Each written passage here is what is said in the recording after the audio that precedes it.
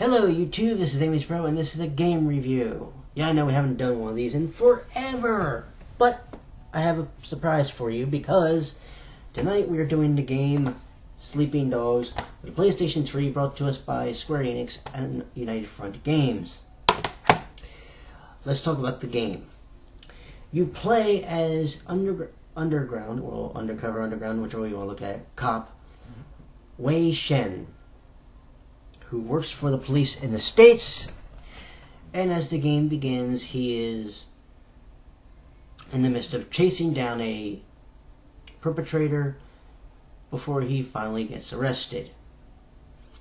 Yeah, he gets busted. Lovely, right? He ends up going to Hong Kong to try and stop the Salon Yi and its different kingpins. Dogface is one, I believe one was Fishface, and of course you're trying to get to Big Smiley, the big boy, at the end of the game. But along the way there's going to be various different things to do, much like there's in most open world games. This game, they have some RPG elements, if you want to go.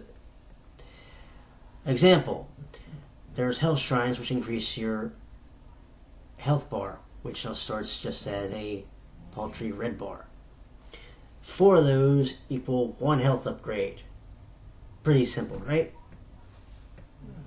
The problem is some of those are actually out of the way and you have to find them. Oh yeah, and some of them aren't available right away. Some of those, along with lockboxes, will not show up in the game until later after you fulfill certain missions. Although by the time you get to the end, once you complete the game, they'll be all there for your perusal.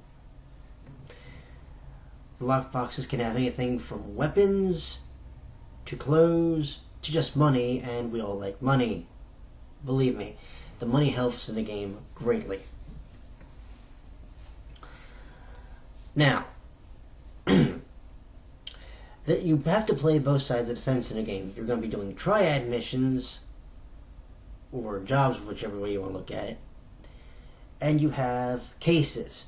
There's only 4 cases in the main game. I'm sure there's more in the DLC. I do not have that yet. But as far as the actual triad jobs, there's plenty of those. Oh yeah, and you're allowed to hijack these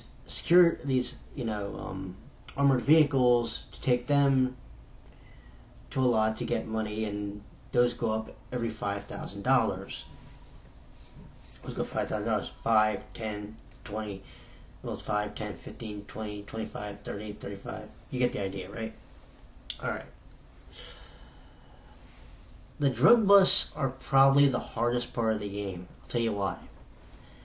Because you're doing them in a confined area and you generally will have to face about, 5, 6, 7, 8, 9, 10 or more people.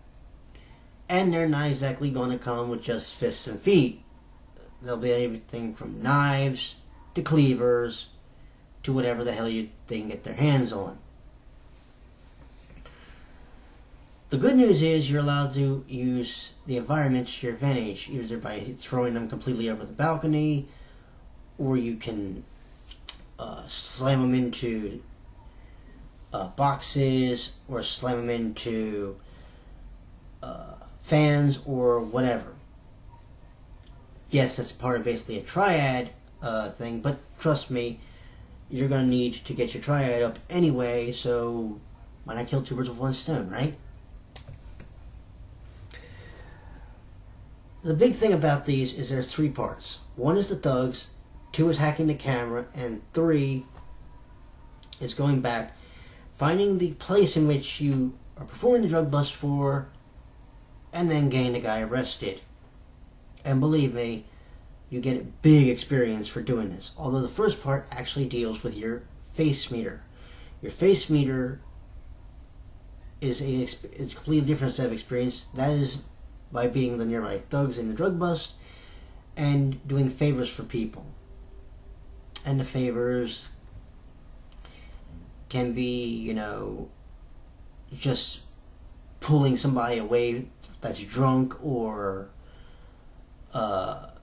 going to get somebody to repay a debt to someone, or something else entirely.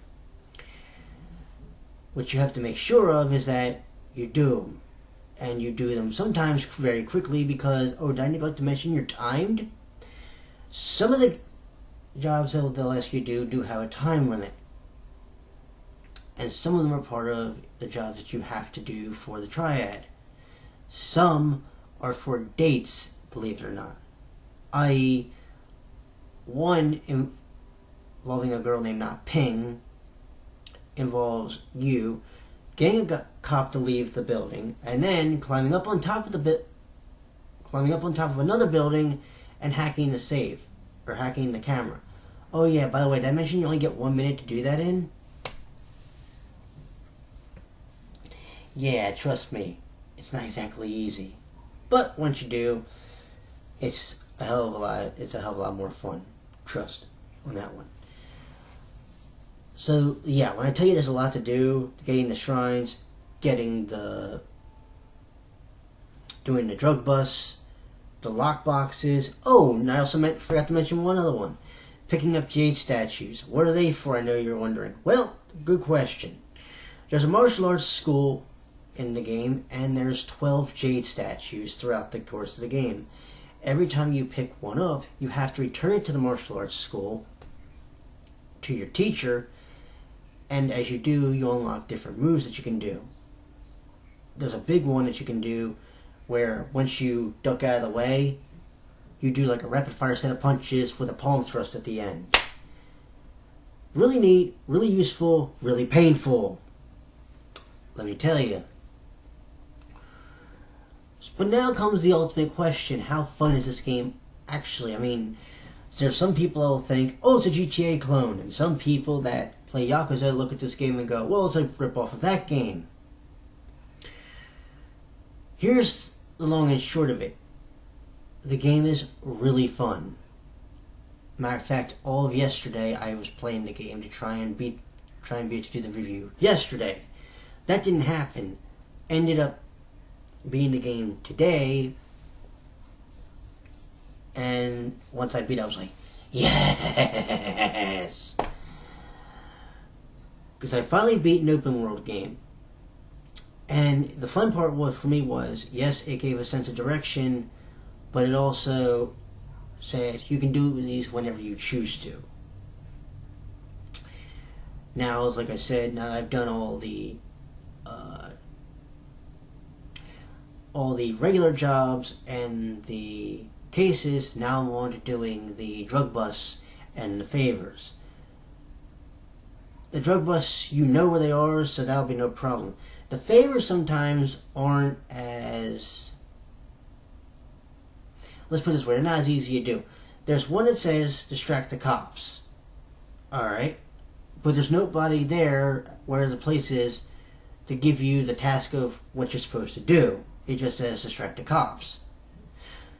And also, on the mini-map, where you can look at where your shrines or your lock boxes or your cameras are, they're a bit ambiguous in actual location. You can be standing where the location is, but in the long term, yeah, they don't exactly say, here it is, stupid. Or they will show you where it is, but figuring out how to get to it sometimes can be a bit of a pain in the ass. Oh yeah, I forgot to mention, there's actually a trophy in the game for getting all of the shrines or all the lock boxes in a certain area of the game. So, there's that incentive. Now, I know there's going to be people out there also that say this. Well, it's not an anime-style game, so I'm not going to play it. That's the problem. See, the game's not boring, not the least. There's a lot of stuff to do in the game. From, like I said, the favors, the drug busts, getting the statues, getting lockboxes, getting the shrines, getting a bunch of different things. Being able to buy all the clothes. You know, just driving around. There's actually a trophy in the game for driving from North Point to Central to Aberdeen through Candytown. Literally, that's a trophy. Getting all those. driving through all the places. But I strongly recommend and urge you to buy this game. When I bought it, it was about $40, and it's a crime because this game would have been worth the full $60 had I paid the full $60.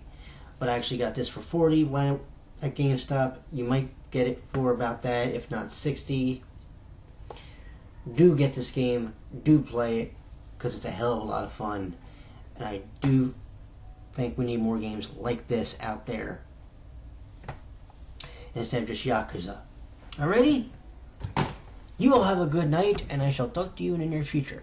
Later.